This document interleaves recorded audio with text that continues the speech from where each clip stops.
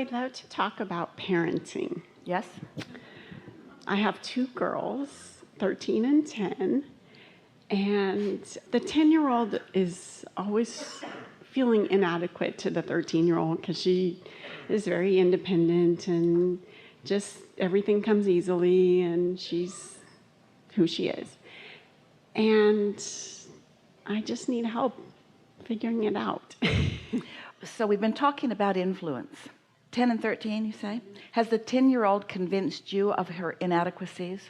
No. So you don't see them? No. And yet you're repeating them. You're repeating what she seems to feel. So your power of influence is diminished by your parroting, repeating what she seems to feel. You see what we're getting at? So tell us about her. Well, we homeschool them, and she loves to draw. She would draw all the time. And so she has a lot of freedom to do that.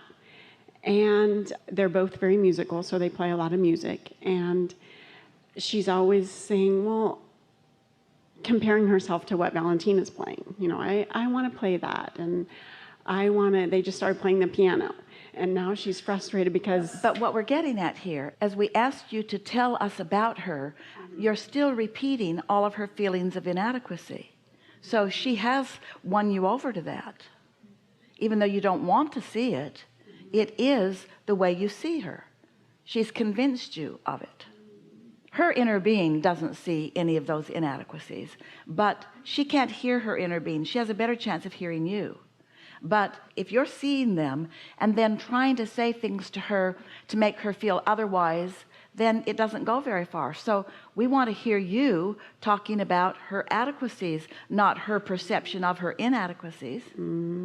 So I need to be pumping her up and priming her. No. You will influence her in the way you feel. So she's winning this game of how I feel about me. She feels inadequate, so you say.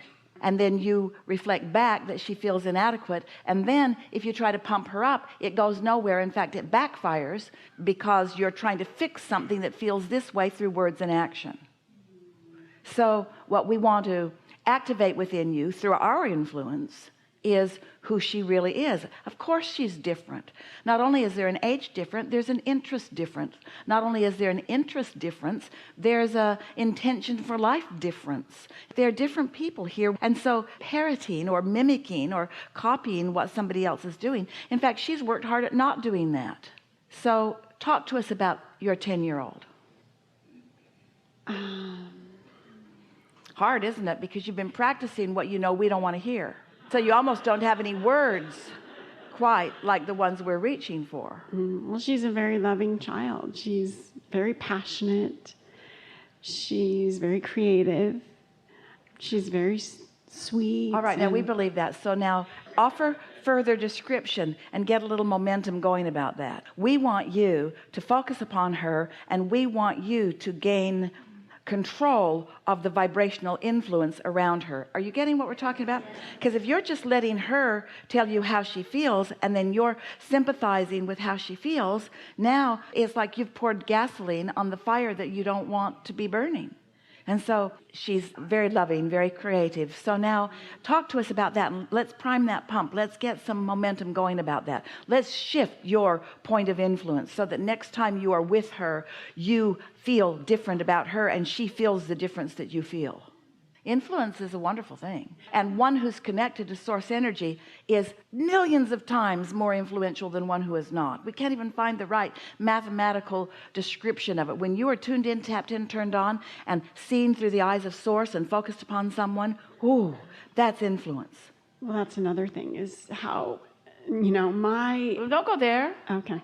Now you're going to argue for your limitations as well as her limitations. We're just asking something really simple, which is focus upon her in the way you want to and in the way your inner being does. Describe her. You started to do it. You were doing it just right. Describe it, but we're going to ask for more. We want to stay there longer so that the vibrational frequency within you really shifts. If you hold a thought for 16 or 17 seconds, more like 16, used to be 17, now it's closer to 16, somewhere between 16 and 17, for as little as 16-ish just seconds, until another thought like it joins it. And then another thought like that joins it. And once you get past the 60 4, 5, 6 second mark, you have found your resonance with your source, and now you are influential. So we only have to talk for a few seconds, and then a few more seconds, and then a few more seconds, in a way that you don't backtrack, and you have changed your frequency on this topic. And you can do this. It's easy to do. It'll be easy for you to do it. So you said she's very creative and she's really loving. And in what ways is she creative? How does it demonstrate? She loves to draw. And when she is drawing on the page, does she get what she means to get?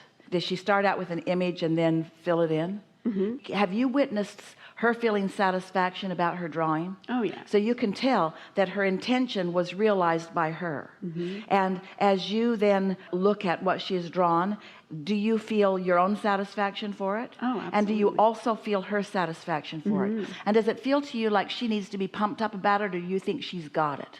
She's got it. She's got it. So you don't have to try to make her feel a way she doesn't feel. She's got that. Now, how many seconds in are we? Can you feel that the pump is primed and that you're on the way on this? And so you have a very creative girl on your hands who really has found something that she can tune into. In fact, in the creative experiences, when someone is, everything is creative, but when someone is doing something artistic, they are more likely to understand what the power of focus brings them. And if you noticed how she'll start out with an idea and she'll just sort of be lost in it, and then sometimes it takes a little while for it to get going. She has to wait until she feels it. She's getting ready to be ready to be ready, and then the inspiration starts to come, and then off she goes. This is how all things are created. So she understands more than anybody in your family what the true creative process is, because she does that on a really regular basis, and you get to witness it. Now, can you feel how you feel different about her than you ever have? Mm-hmm. You see what we're getting at? Mm-hmm. Now you're not faking it. Now you mean it. And you don't have to say those things. Oh, I see that you're thinking. And then you don't have to repeat any of this back to her that you've heard from us. Just acknowledge that you're witnessing it, that that's who she is, that she's got this. And if she can get this, then she can get that and that and that and that. And you don't even have to have a conversation with her. It's not your job to pump her up, but it is your job not to pump her down. It is your job to see her in the best feeling way, in the best feeling light that you can find her. And that means you can't always just observe, because sometimes if they're not feeling it, your observation of it takes you to a place you don't want to be, because it's not good for you and it's not good for her. So you can find these feelings just like this. She's not here. She's not in the room. She's not painting for us. We're not witnessing it. We're not observing something. We're focusing on who she really is. We're observing the vibrational nature of who she is. You found vibrational alignment with the source within her, in other words, and you have influenced her in this moment. Even though she's in another place, she's not here in this same place, she's in another place, vibrational frequencies that you are emanating here are finding her where she is.